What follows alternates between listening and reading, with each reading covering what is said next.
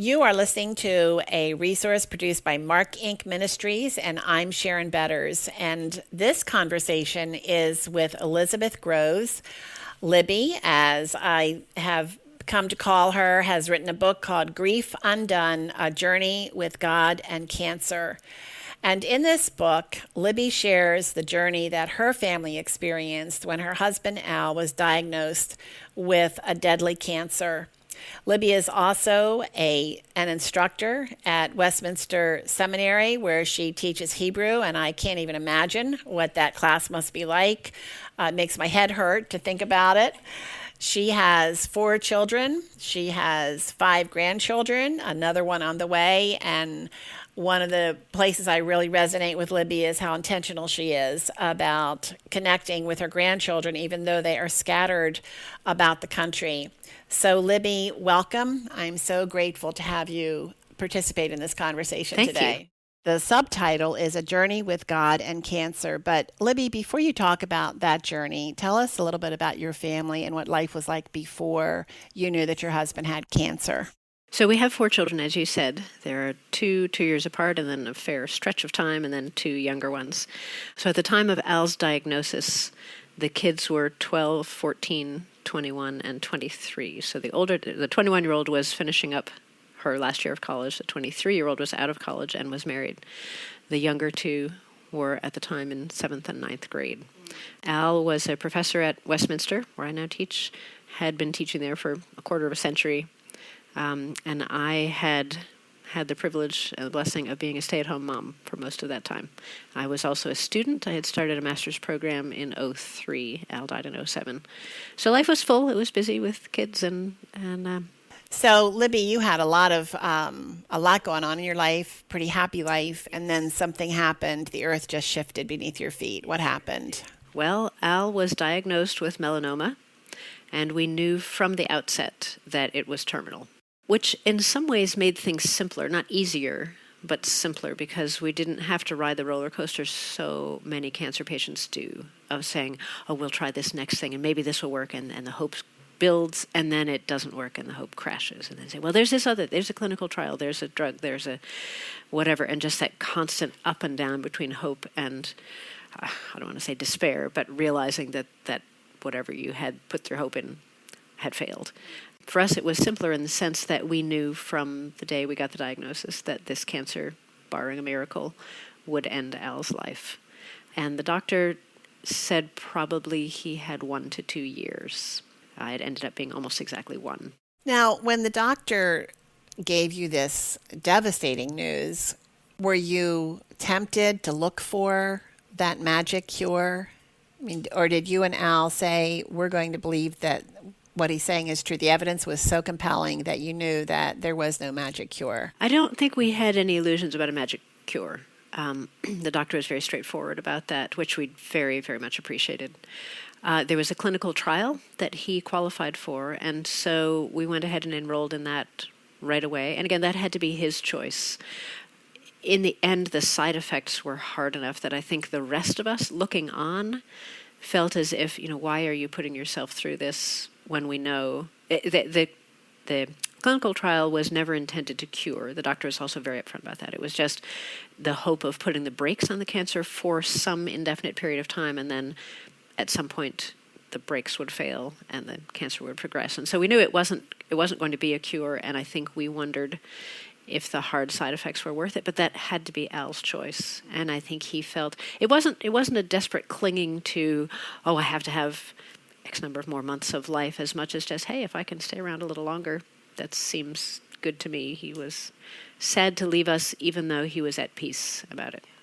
I think for a man with a family, his concern is I'm their protector. Yeah, protector, provider, strength, everything. Yeah. How can I do that if I'm not here? And so there's a lot that he has to go through and process. So you had 4 children, 2 still in high school. How did you tell junior high, actually. Yeah, they're young. They were young. How in the world did you tell them about their dad? Well, first on the way home from the doctor, we called the older 2 and talked to them, and that was hard. It was hard to hear them break down. And then at dinner that night, we talked to the younger 2, and We were very forthright with them. We had always taken the approach in parenting that you shouldn't make promises you can't keep. And so we had tried not to say things like, oh, we'll always be here. Oh, we're not going to die, because you don't know if you're going to die or not. And so we were very honest with them. We shared what the doctor had shared with us, and we talked about the clinical trial. And, I think there's something in that moment of feeling helpless, feeling there's nothing you can do. You want to do something. And so I think the doctor, in giving us the hard news, gave us this sense of, here's something you can do. It's not going to cure you, but it modifies the helplessness, I think, a little bit. And so we talked with them, too, about the clinical trial and what the principles were behind it and how it would attack the cancer and so on. And it turned out that our third child, the older of that younger pair, had been studying exactly that kind of thing in biology class not long before that, which I thought was very kind of the Lord. So we talked with them. We told them what the doctor had said about probable length of life ahead. And then we also talked about the hope that we have, not in a cure, but the hope that we have in Jesus, life after death, that even though death is really hard to go through, that it's sad, that it's not the way things were originally intended to be, that in Jesus we know it's actually the door to wonderful, wonderful life with him on the other side. And that was not news to them. That was something we had been very much a part of our outlook on life, I guess, and our faith. But it was precious to us and to them, I think, in that moment to know that this is a reality too. Cancer is a reality. Life with Jesus on the other side of death is also a reality. And so I think we all four of us around the table really dwelt there. How long ago was this? This would have been February of 2006. 2006. So that's about 12 years ago. And for those, obviously, listeners, you can't see our faces, but as Libbie's talking, she's tearing up, and I'm trying not to. Sorry. And I think that that's important for people to understand that you're telling a story, but it's heartbreak along the way, but there's also a joy that is hard to describe. So I try to imagine myself telling our young children something like that, and it just is overwhelming to think about. It was hard. It was hard. It's overwhelming to think about. And one thing we told them that night was that it's always okay to cry, which we have stuck by. Really, I think that is okay. I think you can do a disservice to yourself and others by always trying to keep things bottled up and stifled and under control. And you know what? It's not under control. That's right. And I think one of my favorite verses through our own grief journey was the one where the Bible says that God gathers all our tears in a bottle. Right. He knows. He understands. And he understands, not just sitting up there someplace looking down and understanding, but Jesus was here on this earth. As a human being, he looked out at this world through human eyes.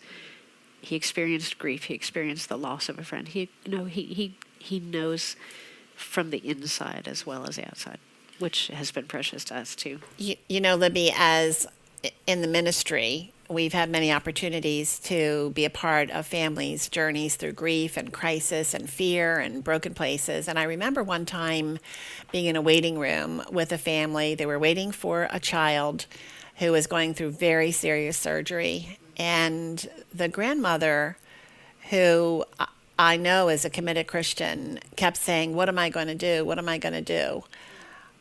It seemed, as I observed this, it was as though it was all about her. And her daughter, I felt, needed her to be something different at that point.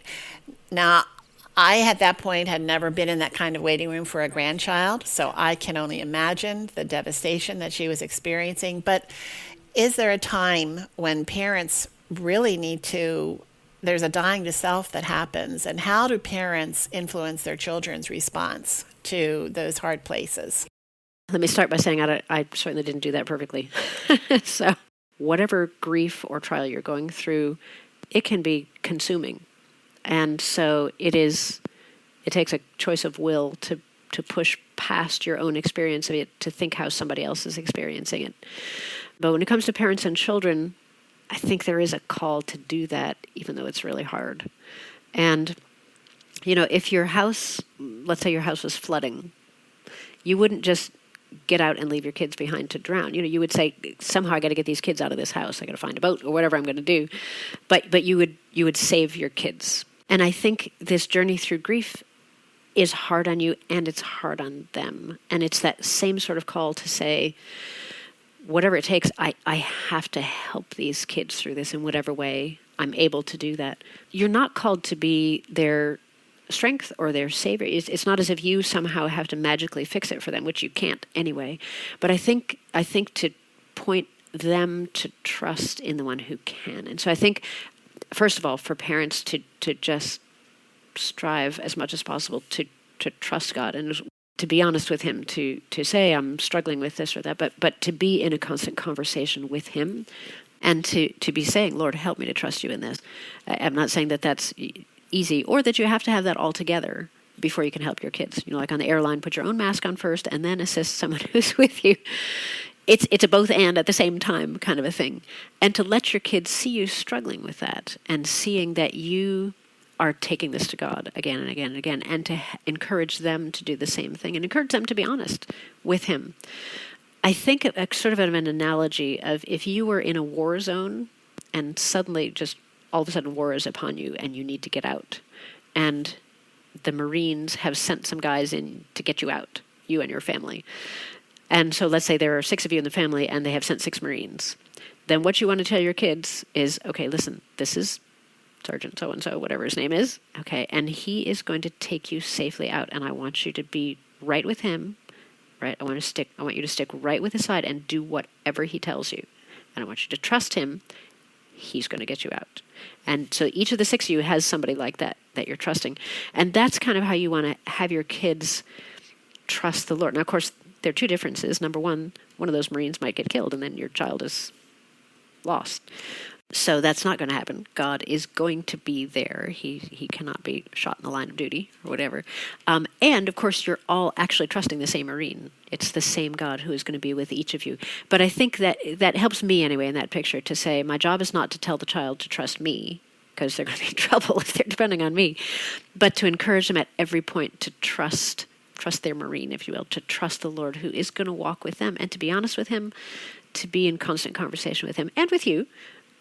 But I think just to point your kids constantly to the Lord and, trust that is probably going to grow their faith too. They're going to come out of this experience knowing God in a way they haven't before if they are walking through this step by step with him, looking to him to help them navigate it. So when you started this journey, did you think in your heart at some point, I'm getting ready to take the journey of a lifetime? Yes. I think there was very much that sense from the beginning. As much as anything, I think of, wow, I have no idea what this is going to look like. I've never done this before, and everybody's journey is different. And I don't mean just how they experience it, but will the time be short? Will it be long? What will it look like medically? What will it look like for all of us emotionally? It's just absolutely a blank slate. We had no idea what to expect. And the one thing I knew, I was pretty sure it would be hard for all of us. And I was absolutely sure that the Lord was going to be with us. And that's all I knew. That's all we had to go on. I think about when death invades our home and we're thrown into that grief, and I called it the land of grief, where we don't know the language, we don't know the customs, everything is foreign to us. And we need people along the way to help us navigate that land. And that's one of the purposes I know that you have in sharing your own story, is you're calling back to those coming behind you. And as we think about the children, what advice would you give, in addition to what you've already said, to parents who are their own hearts are broken and they're grief-stricken and they feel like they barely have a moment to be able to breathe? How in the world do they take care of their children? Yeah, that's a hard one. Expect that this is probably going to be the hardest thing you will ever do. It's going to take a lot of time for all of you. Life is going to keep coming at you and at your kids. And in a sense, that's good. You wouldn't want life to suddenly just stop because you have a crisis. Life keeps coming. And so I think one thing we tried to do for our kids was help them engage with Al's cancer and the journey and what was happening. And we didn't try to hide any of that from them. but help them also keep living their lives. They were involved in school and extracurricular activities and friends and church and one thing and another. And to the extent that we were able, we tried to help them be able to keep doing those things. And sometimes it got to be just too much. And so there were times when they, couldn't be involved in something or other. And when possible, we left that decision to them. There was one of them decided to try out for the school play, and the other decided not to, because we just had no idea what the timeline would be. Would Al be around? Would that be right in the middle of when he died, which it turned out that it was.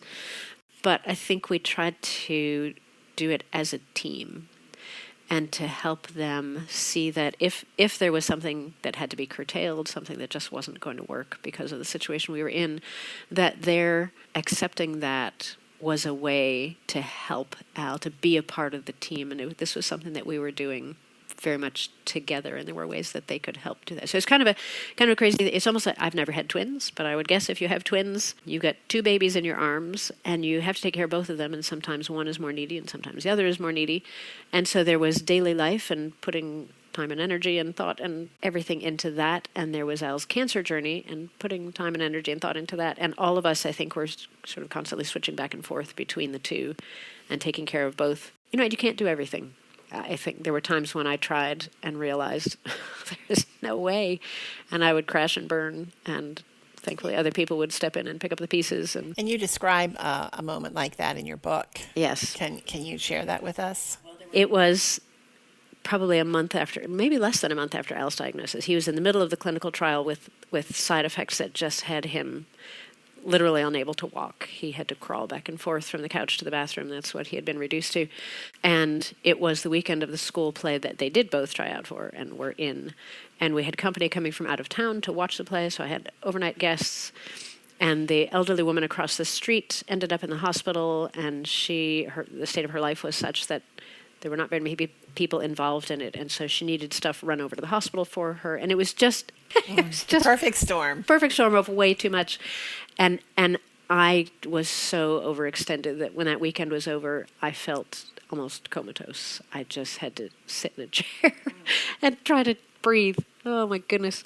And there were other times when it was too many emotional things crashing in on the same weekend. That was the weekend we learned trial had failed and Al's cancer had spread to his brain. And two of the kids had crises going on in their lives, and our daughter was home for a wedding of a friend who's also the daughter of one of our friends, and Al ended up in the hospital.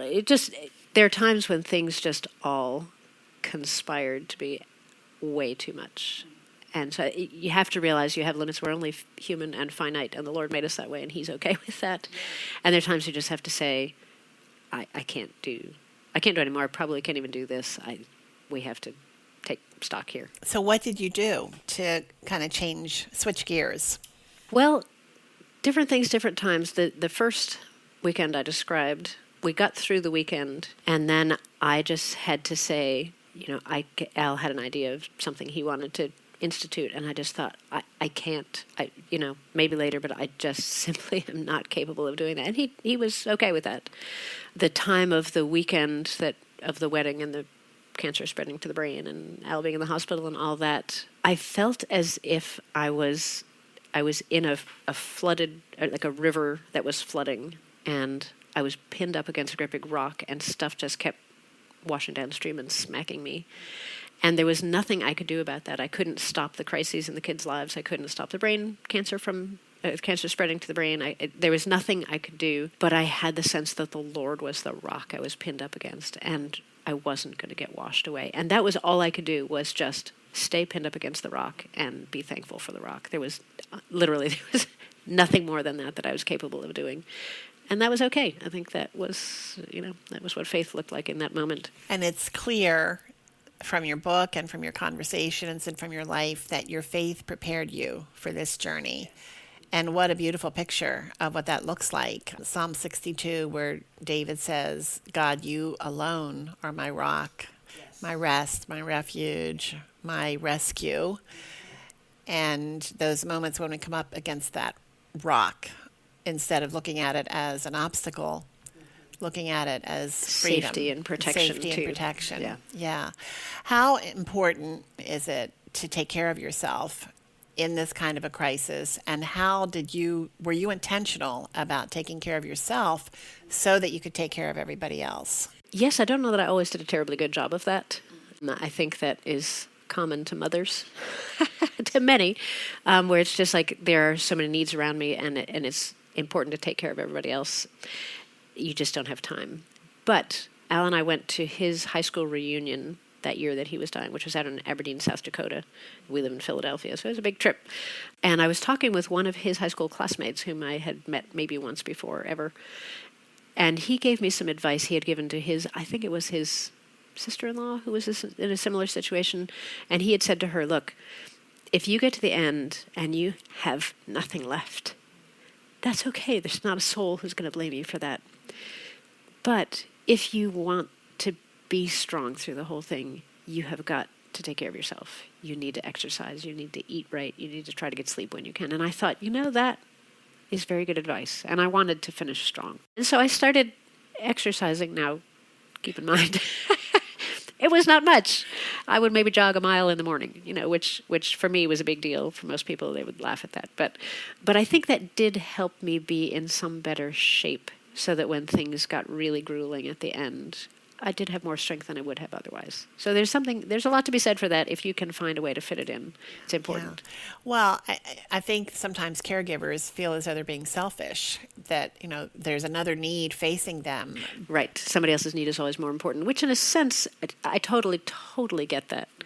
Which I think was why it was helpful to hear it put that way from this classmate of Al, that it's not you have to take care of yourself in the sense of it's fine to go be selfish. He wasn't saying be selfish. He was saying you need to take care of yourself so that you will have the strength to keep being able to take care of the needs of others. And that was really helpful. Very, very helpful. Your faith, I mentioned, helped you through this journey. How were you able to help Al in his own faith journey? And how did he help you as you walked this path of grief? Yeah. I think in our past, we each had been part of churches where just the reality of heaven was something that was valued. And so I think in our early years, as, say, teenagers, we had very much a sense of, heaven is going to be awesome. It's going to be so wonderful to be there with Jesus. And so I think that was a piece of our background, just knowing that whether we die young or old or in the middle, there is something fabulous on the other side. That was really helpful. And I think we had a journey through many different churches and denominations through our growing up years in college and moving and this and that, which was really valuable. And we learned so much from each group. And I would say the last number of years, one of the things we learned that we so appreciated was just how big God is. And that He is in charge. Like the whole universe is His kingdom and His domain, and there is absolutely nothing that gets away from Him, nothing that's left to chance. And so that was really comforting, I think, to both of us, and we were able to encourage each other with that it's not as if somehow He had lost the reins and things had gotten off the tracks and He was scrambling to try to figure out how to fix it. This was all a part of the plan that He had. That was comforting. And I think, too, that He is such a tender, loving Heavenly Father. And that combination of having that kind of power and authority and being for us the way a parent is for a child and knowing us so intimately, that combination really helped us. And so I think as we saw something in Scripture, either one of us, or just were reflecting on something that was encouraging along those lines, we would share that with each other. It was really comforting to think that Jesus had already walked this path that Al was heading into. He knew what it was like to walk through the valley of the shadow of death, and the valley of death itself, and had walked that dark path and come out on the other side. And when it was Al's time, he would walk that with him. And he would take him by the hand, and together they would walk through that valley and come out the other side. And that was just so comforting for him and for us. And then I think I was very concerned for what life would be like for us afterwards, because he was the only breadwinner. And so we're talking pretty massive upheaval to life. And so I kept assuring him that I knew the Lord would take good care of us. Exquisite care of us. And he absolutely has. And I think he needed to know that.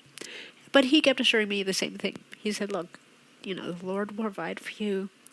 He will give you things in your life that have meaning.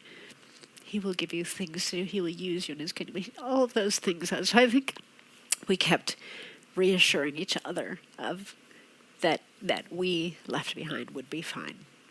I have never thought about the way that when someone has to go through what you and Al walked through, I've never thought of it so specifically that Jesus knew he was heading toward his death. Yes. And he's the one that has promised he's never going to leave you. What a beautiful picture of comfort and hope. It's possible that listeners have never heard of Al Groves, and yet he has influenced thousands of people through his writings, through his teaching. Tell us a little bit about what Al did before this diagnosis. He actually trained as an engineer back in college. He has an engineering degree. And then he pastored for a few years. Then he came to seminary, sort of did things backwards, and ended up teaching. We thought we would be going back to New England, but he ended up teaching here in Philadelphia for years and years and years.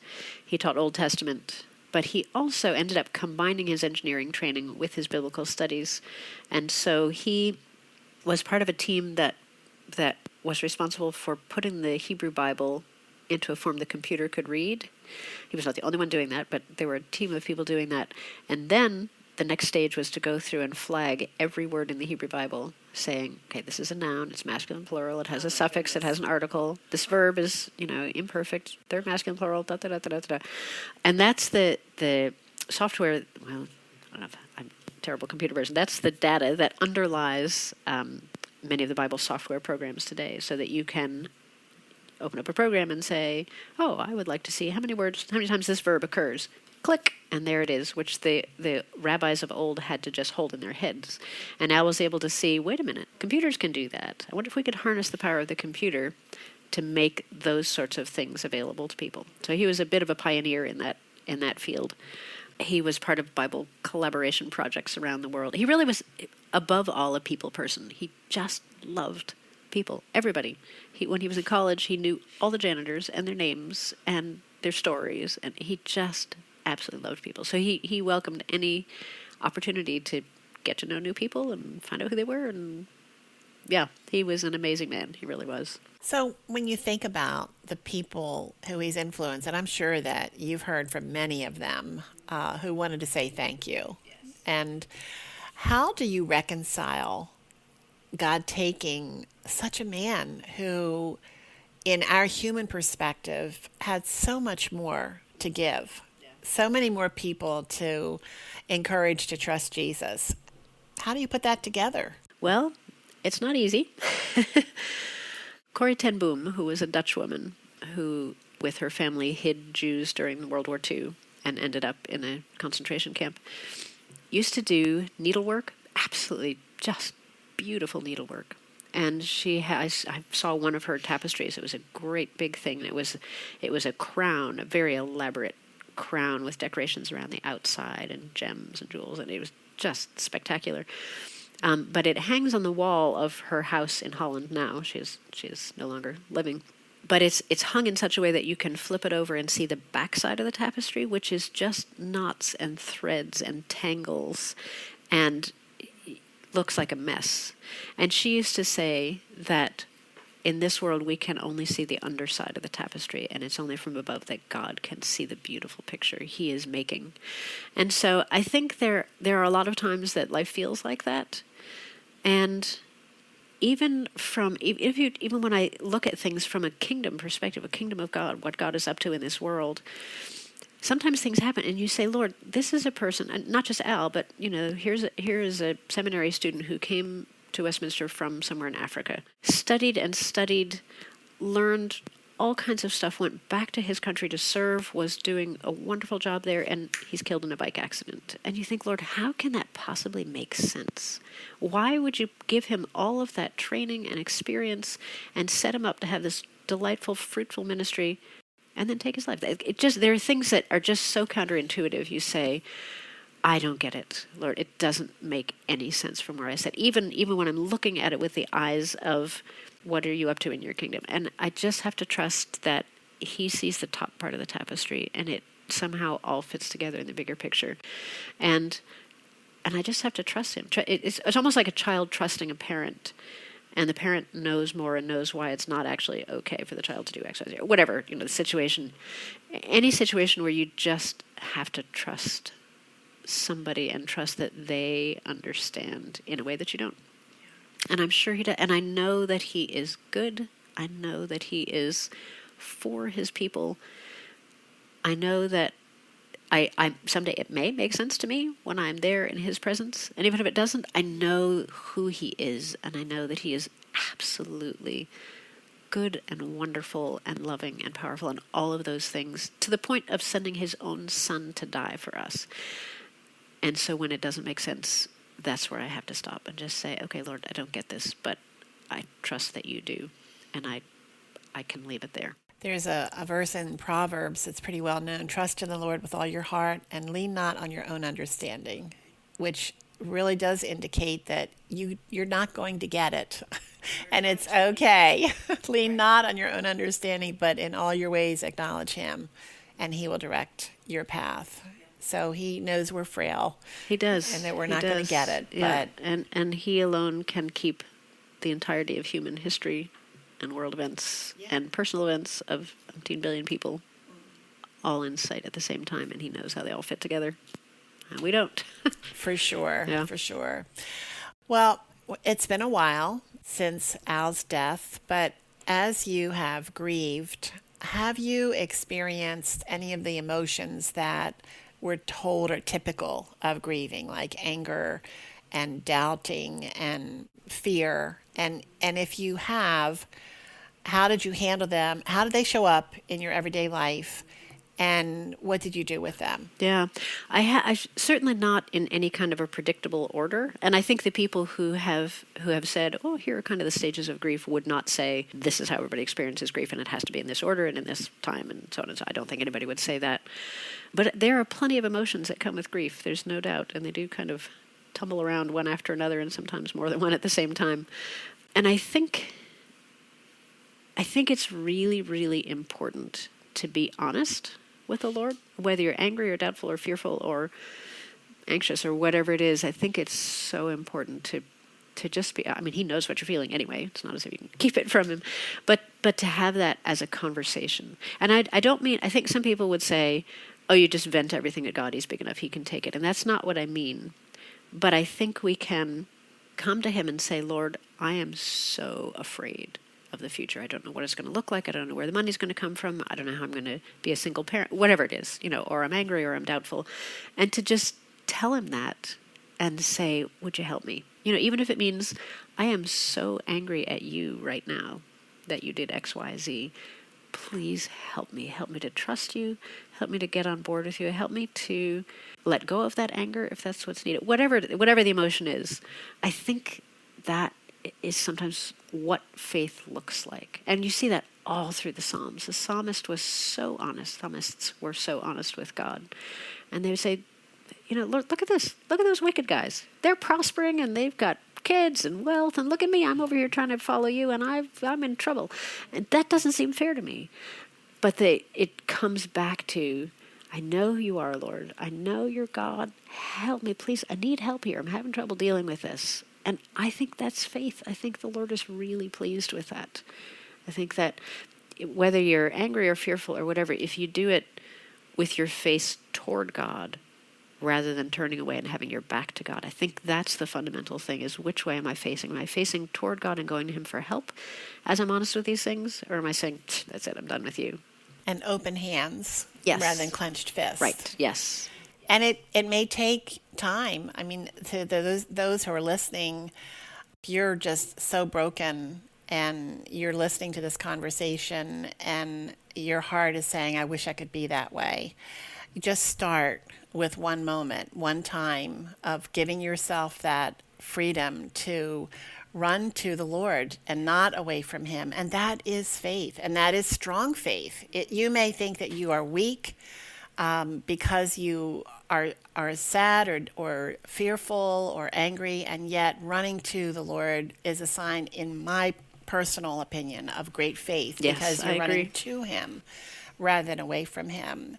So don't give up on the possibility that you could be experiencing the same kind of faith that Libbie has been describing. Yeah, absolutely. And the reason that works is because of who God is. He is a God who welcomes those who come. And he doesn't ask us to be perfect. He doesn't ask us to have the faith of some giant out there, whoever that might be. He just wants us to come to him.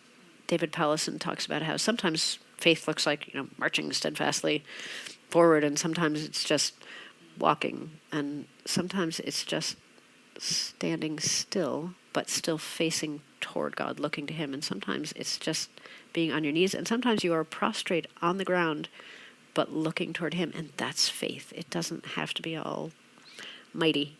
It just needs to be a mustard seed that says, God, I need help. I love that picture. That's a beautiful picture. You've mentioned a couple of people who have encouraged you in your own faith walk, and I know that there are many more, but I think about the perspective of worship. How has worshiped with others, as well as private worship? You've kind of talked about private worship. How did worship with others encourage you in your own journey?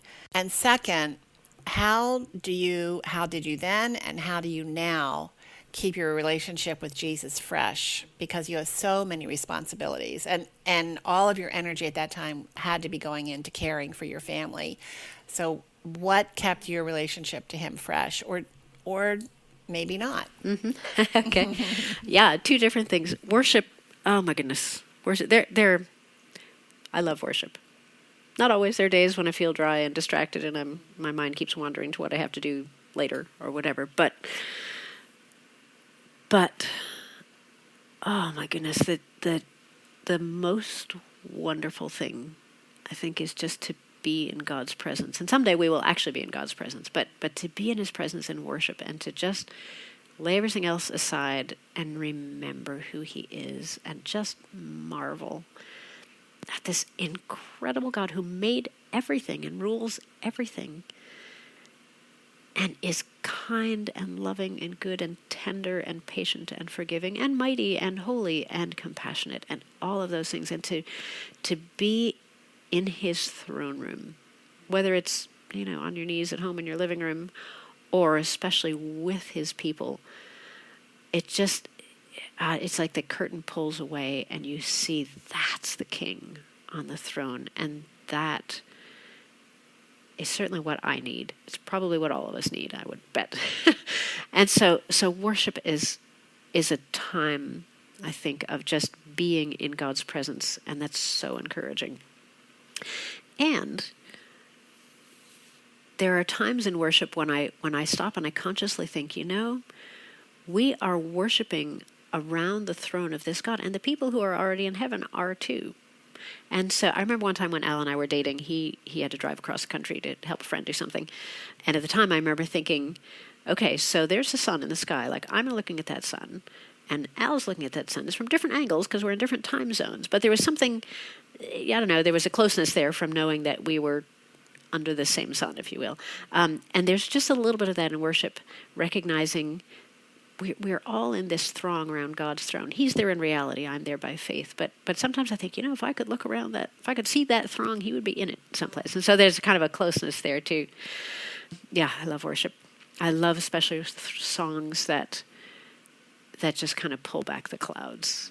And there you are in the throne room of the King. Oh, I love it. Yeah, how to keep your relationship fresh. I mean, that is every Christian all the time, everywhere, every follower of Jesus. God has given us prayer, and he's given us his word, and he's given us fellowship with other Christians and sermons and so many things to encourage our faith. And so in a sense, it's taking advantage of those, spending time reading and listening and expecting, okay, God, here I am with your word. Speak to me. What do you want to say to me through this passage I'm reading? And there are times when you just can't do that. And I think especially in the midst of grief, there are times that you just can't read, or you can read and it just bounces off, or you feel like I'm too weak to pray. And that's when I think the body of Christ needs to come around you and say, let me read some scripture to you. Or you might call the pastor and say, could you just come and pray with me? Could you read some scripture? Could you help me remember who God is? And I think it's good to depend on each other in those times and to ask for help, to say, I need help. And most of all, to ask for help from God, to just say, Lord, I feel like my prayers are bouncing off the ceiling. I feel like I read your word and it's just nothing. Please help me. Holy Spirit, would you help me? And, he does. Not that there's what they call the dark night of the soul. There are times when there might be an extended period where you feel like, I don't know that God's listening at all, but he's there. He is listening. And I think just to ask for help. And as we're able to take advantage of the things he's given us, Bible, prayer, fellowship, teaching. Well, I know that I have total confidence that someone is listening who really is not getting what you're saying, who is in that dark night of the soul, who is really shattered by some kind of devastating news, whether it's the death of someone they love, or a betrayal, or a terrible diagnosis, something where their faith, they thought they had strong faith, or maybe they've never had any faith. Speak to that person who is intrigued by what you've said, but has no idea where to start to begin to experience that view of God, that perspective on eternity, the character of God. Yeah.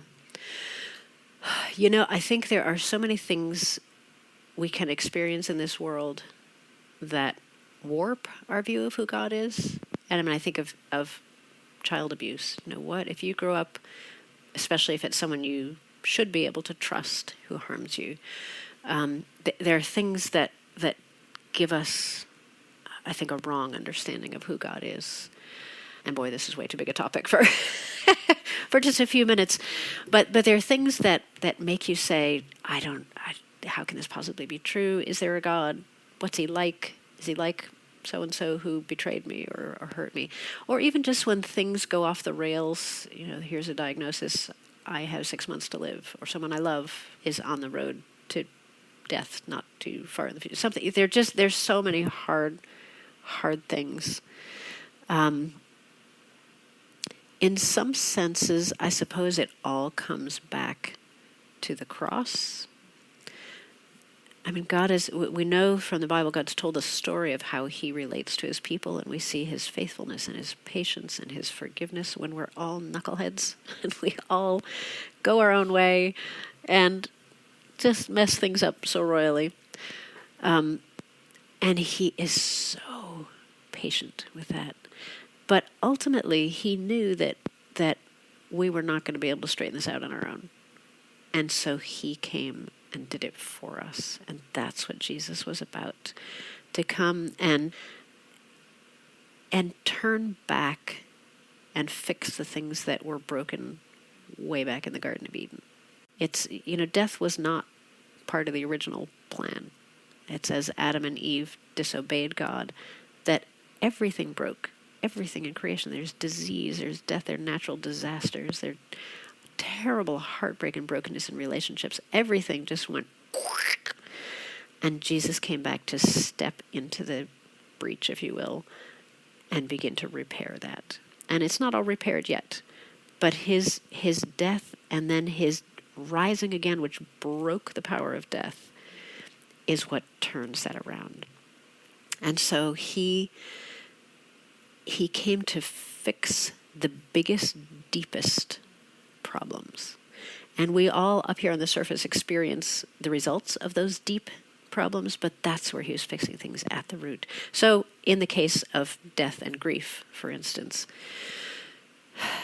death is not the end.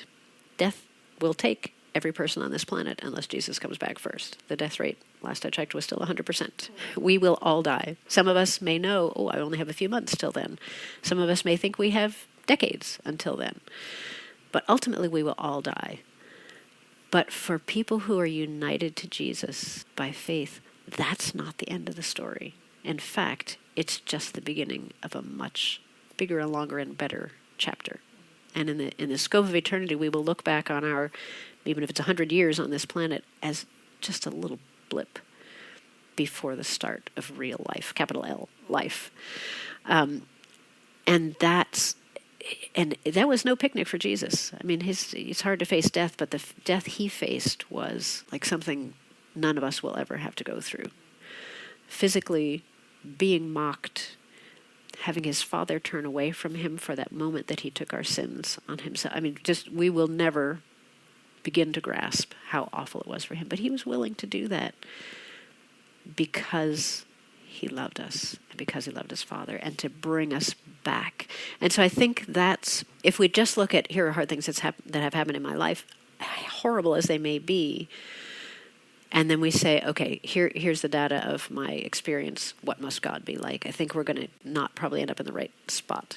But I think if we look back to here's what God has done in history, and here's why, and here's the outflow of that to us now, even in this broken world, that begins to give us a different sense of who God is and what he's like. And that he's a God we can trust, and that as we belong to Jesus, we are his children as well, and he is our Father. And take the most wonderful Father you ever met on earth and put that on steroids, infinitely multiplied, and that's what God is like. He is so for us. He is in our corner. He is radically on our side at every point. Doesn't mean he's going to make everything rosy. There's still hard things. But, I think more than anything, what he wants is for us to know him and love him and be in that relationship with him and worship him. And that may not sound appealing to somebody who hasn't tried it, but really there is nothing more absolutely wonderful than that. And so even the hard things we go through are with that in mind. And so he doesn't say, yeah, I'm going to give you everything you want and everything's going to be comfortable and you never have any trouble. But he says, I will be with you, and I will bring the hard things in your life into something beautiful and wonderful. And that is certainly true. I can look back and say, I know God better and more deeply and in new ways because of the grief that I walked through. And I would not trade that. Libbie, I really appreciate the word pictures that you paint, and your intimacy with Christ is so evident in the way that you share your story and the way that you encourage others. I'm so encouraged by what you have shared today. And for that listener, if you are just brokenhearted, and it's possible you are because you knew that this conversation was going to be about grief, I want to encourage you to do what Libbie has suggested, and that is go to the Lord with open hands, facing him, just saying, help me, and start there. And then listen and watch to see where he leads you. It could be that you need to call a pastor of a Bible-believing church, or maybe you have a friend who you know is a Christian, your neighbor, somebody in your family that you could talk to and ask, how can you know Jesus better, step by step? If you are isolated and you feel as though you have no one, turn to the scriptures, turn to the book of John, start reading the book of John, and as you go, ask the Lord to show you his character. I remember at a really painful time in my own grief journey where I just felt like I didn't know who God was. And I was a Bible study teacher, and yet I just didn't recognize his actions in my life, and I said that to him. And I felt him leading me to the book of John, and as though he was saying, if you want to know who I am, watch my son. Watch him walk those dusty roads of Galilee. Walk with him. Watch how he interacts with people. Watch what drives him. Watch his relationship to me. And that's what I want to encourage you to do. And do that praying for the Lord to open your eyes and your heart to the healing that he gives to us through that personal relationship to Jesus. You have been listening to a conversation with Libbie Groves. I'm Sharon Betters, and this resource has been produced by Mark Inc. Ministries. And we would love to help you to know Jesus better. If what you've heard is resonating with you, but you still feel like you don't know where to turn, contact us through our website, and we will do everything we can to encourage you in your own journey and to help you find that relationship with Jesus that will give you the comfort and the strength and the direction for the pathway that God has marked out for you. So that website is at markinc.org, markinc.org. Thank you for listening. Please contact us. We would love to offer you a way to know the help and hope that only Jesus gives.